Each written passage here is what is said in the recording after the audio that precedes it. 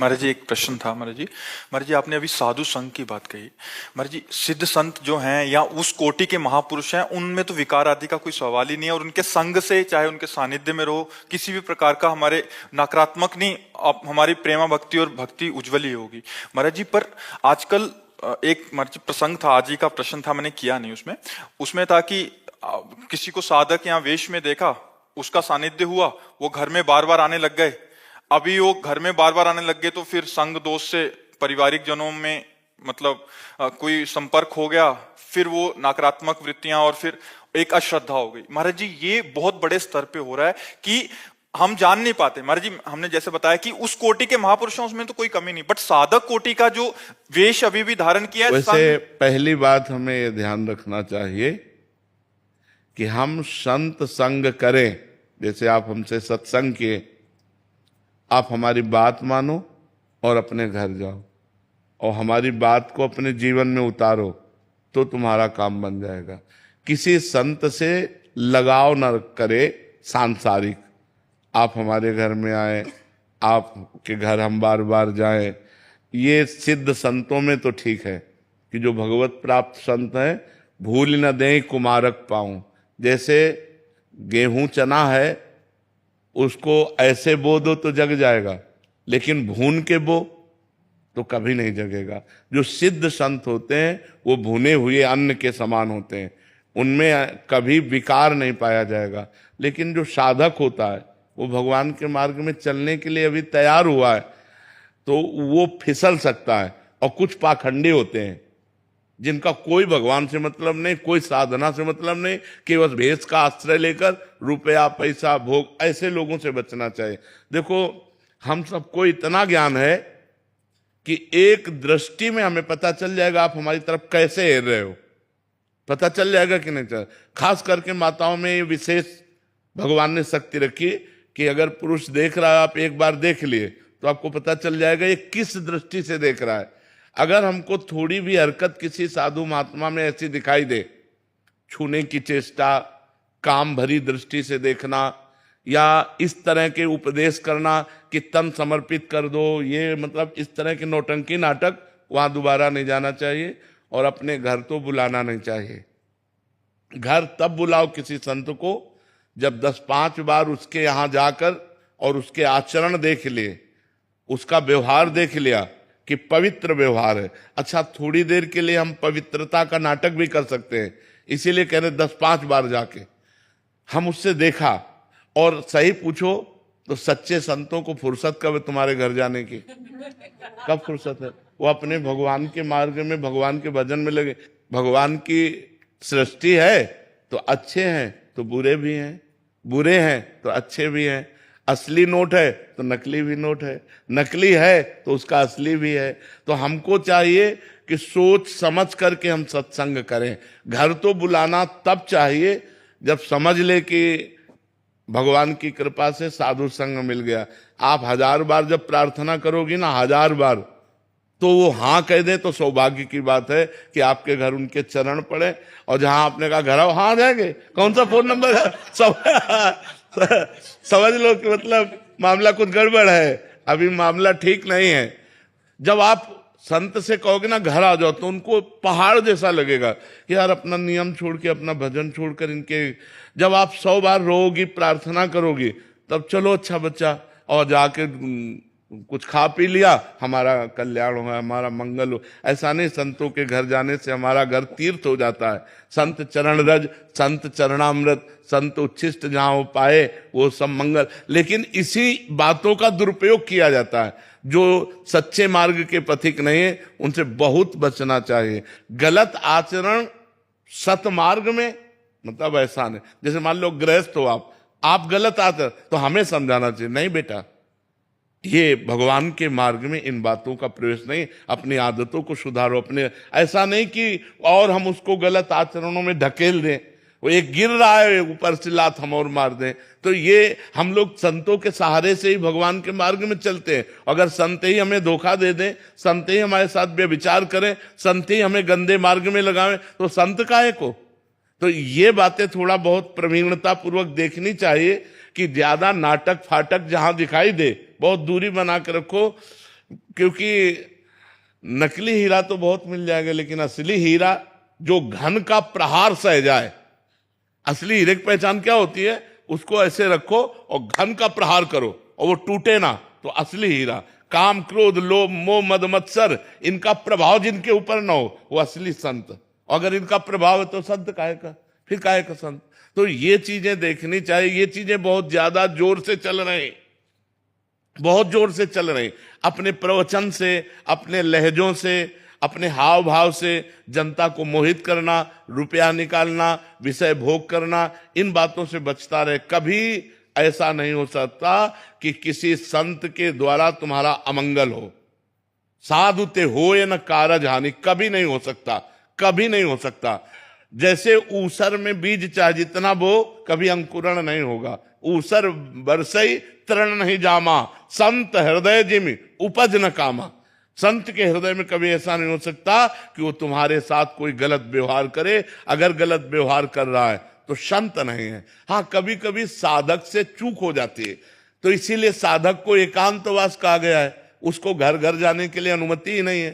साधक को समाज से मिलने की अनुमति ही नहीं। सिद्ध पुरुषों का काम है समाज से मिलना, और सिद्ध का जो नाटक करता है तो माया थप्पड़िया देती है। अगर हम सत्य हैं तो आजीवन निर्वाह हो जाएगा। पाप को, अधर्म को छुपाया नहीं जा सकता, जैसे आग को कपड़े से नहीं छुपाया जा सकता। आग कपड़े को जला के प्रकाशित हो जाएगी, ऐसी गंदी बातें, पापाचरण खुल जाएगा। माया का काम ऐसा ही है। इसलिए हम लोगों को चाहिए कि सत्संग करें, लेकिन बहुत सोच समझ के करें। जहां अर्थ की प्रधानता हो वो सत्संग नहीं। संत निरपेक्ष होते हैं। संत का पहला लक्षण है निरपेक्षम मुनिम शांतम निर्वैरम समदर्शनम। निरपेक्ष माने तुम्हारी, चाहे जितने तुम सुंदर हो, चाहे जितने रुपए वाले हो, चाहे जितना तुम्हारा महान यश हो, उनके सामने कूड़ा हो, वो कुछ नहीं समझेंगे। निरपेक्षम मुनिम शांतम, वो निरपेक्ष रहेंगे। उनकी लाइन में सब बराबर है। उनकी लाइन में नहीं कि वो अगर तुम्हें ज्यादा प्यार दिखाने लगे तो वो संत का प्यार नहीं होगा। ध्यान रखना, ज्यादा प्यार संत जब दिखाते हैं तो वो कसौटी पे कसते हैं। वो भ्रष्ट नहीं करते, वो कसौटी पे कसते हैं। वो तुम्हारा अपमान करेंगे, फिर इसके बाद आप हाथ जोड़े खड़े हो, तब उनकी करुणा दृष्टि होगी कि हाँ अब सही बात। वो तुम्हारे प्रति आसक्त नहीं होंगे, वो तुम्हारे शरीर पर आसक्त नहीं होंगे। शरीर पे आसक्त होने वाला, धन पे आसक्त होने वाला, मान पे आसक्त होने वाला, वो संत नहीं हो सकता। संतों का ऐसा नहीं। और आज बहुत भीड़ है तो बहुत संभल के, ये भी बात बहुत संभल के, नहीं तो काल नेमी के आकर्षण में हनुमान जी भी आ गए थे, ले आ गए थे। सियाराम सियाराम सियाराम, तो हनुमान जी सोचा बड़ा भगत है, लेकिन था काल नेमी राक्षस। तो ये भी देखना है कि राक्षस भी 50 मर्डर किए हुए, हम एकांतिक में बोले थे तो अफसर बोले थे ना कि हम ही तो पकड़ के लाए थे। 50 मर्डर करके वो साधु बना था और पकड़ा गया। तो वो ऑफिसर जहां ये बैठे ना, यहीं बैठे थे, वो कह रहे थे, अपना पद बताया और कहा हम ही ने गिरफ्तार किया था उसको। तो अब बताओ, अब ऐसा भी तो काल नेम है कि 50 मर्डर किए हुए और साधु वेश में है।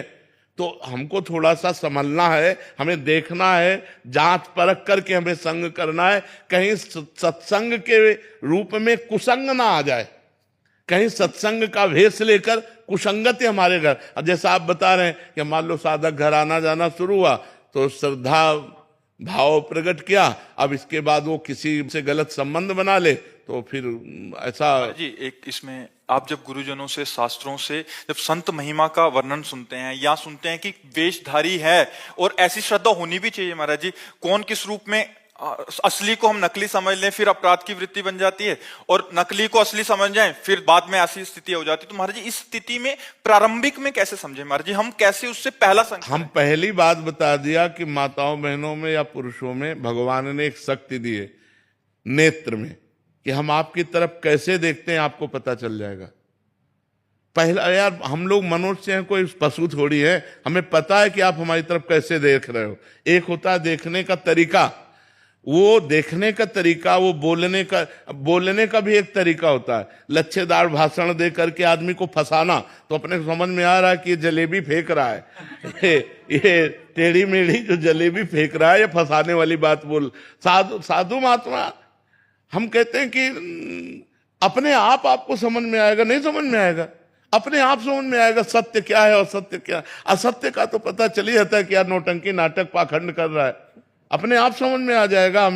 हमारे हृदय में भगवान बैठे हुए हैं, हमारे हृदय में सदगुरु बैठे हुए हैं। हम उनसे पूछे कि सही है कि गलत, तो कह देंगे उठो चलो यहाँ सही नहीं है। और जहां सही होगा तो हृदय शीतल हो जाएगा, हृदय आनंदित हो जाएगा, हमारे दुर्गुण हटने लगेंगे। हमको ऐसा जैसे अपनी माँ से प्यार, ऐसे सदगुरु से प्यार होने लगता है। सदगुरु माँ है, तुम्हें माता च पिता तुम्हें, गुरुर ब्रह्मा गुरुर विष्णु गुरुर्देव महेश्वरा, गुरु साक्षात पर ब्रह्म। वो पर ब्रह्म इस तरह की हरकतें करेगा, इस तरह की बातें करेगा। तो हमको अगर ज्यादा ज्ञान नहीं है तो इतना तो ज्ञान है ही है कि ये क्रिया, ये इसके देखने का तरीका, इसकी चेष्टा, तो ये कभी कोई सदगुरु, हम आपको सच्ची कहते हैं, जो सच्चा संत होगा, आप छूने की चेष्टा करें तो आपको डांट देगा, ये बच्चा दूर से रहे। तो कई ऐसे लक्षण होते हैं जिनसे हम पहचान सकते हैं कि ये हमारे साथ गलत व्यवहार कर रहे हैं या सही व्यवहार कर रहे हैं। धन की मांग, तन की मांग, अन्य भोगों की मांग, बिल्कुल कपट पाखंड है, संत नहीं। संत कभी ऐसे नहीं कर सकता, मर चाहे जाए ऐसे नहीं कर सकता, पक्की बात समझ लेना। संत भगवान के पूर्ण आश्रित रहते हैं और भगवान उनका भरण पोषण करते हैं। जो अर्थ की लोलुपता, जो शरीर की लोलुपता, जो भोगों की लोलुपता, वहां पाखंड होता है, दंभ होता है, नाटक होता है, सच्ची भक्ति या साधुता नहीं होती। इसलिए सावधान भी रहें। ये बहुत बढ़िया बात है कि हम कहीं फंस करके अपने धर्म को, अपनी मर्यादा को नष्ट न कर दें, क्योंकि बहुत से पाखंडी लोग ऐसे। हम एक संत हमको मिले लाल कपड़े में, तो उस समय हम भिक्षावृत्ति करते थे। तो उन्होंने कहा आप कहाँ भोजन पाते? तो हमने कहा हम तो ब्रजवासियों के घर में मांग के पाते हैं। तो उनका हमको भी बता दीजिए वो घर जहाँ आप मांग के पाते हैं। तो एक गोसाई जी के घर बताया कि हाँ, एक यहाँ 3-4 घर बता दिए। अब 2-4 दिन बाद गोस्वामी जी की पत्नी ने कहा बाबा इन संत को जानते हो जो तुम लिवा के लाए थे? हम काम नहीं जानते हो। तो कह रहे थे कि हमें भोजन चाहिए। तो बोले बाबा बहुत इनकी गंदी हरकत है, देखने का तरीका, इनका बोलने का तरीका बहुत गंदा है। तो हम कहा बिल्कुल मत दरवाजा खोलिएगा, हमारा कोई परिचय नहीं है। तो भेष हंस का और आचरण बगुले के ऐसा बहुत पाया जाता है। सच्चाई से कोई चलने वाला बिरला होता है। इसलिए सब लोग बहुत सावधान रहिए। सत्संग से कल्याण होता है। अब एक जगह अश्रद्धा हो जाए तो कहो सब जगह अश्रद्धा हो जाए। मतलब एक जगह किसी साधु से हमारी अश्रद्धा हो जाए तो फिर हमारी दृष्टि में सब ऐसे लगने लगेंगे, फिर हमारा जीवन बिगड़ जाएगा। अभी एक बीच में ऐसी हवा चली थी कि संतों के प्रति श्रद्धा ही नहीं रह गई थी। भगवान की कृपा कहो कि पुनः थोड़ा सा एक समाज में फिर जागृति हुई संतों के प्रति। नहीं तो एक जगह से गिरने से लाखों लोगों की श्रद्धाएं नष्ट हो गई थी। संतों से श्रद्धा नष्ट हो गई, शास्त्र में श्रद्धा न रही, गुरु में श्रद्धा न रही, तो फिर सतमार्ग रहा कहाँ? है तो इन्हीं से, शास्त्र से, गुरु से, संतों से, गुरुवाणी से। इसी से तो हमारी जीवन यात्रा अध्यात्म में चलती है। अगर यही श्रद्धा न रही तो कहाँ पे चल पाएगी?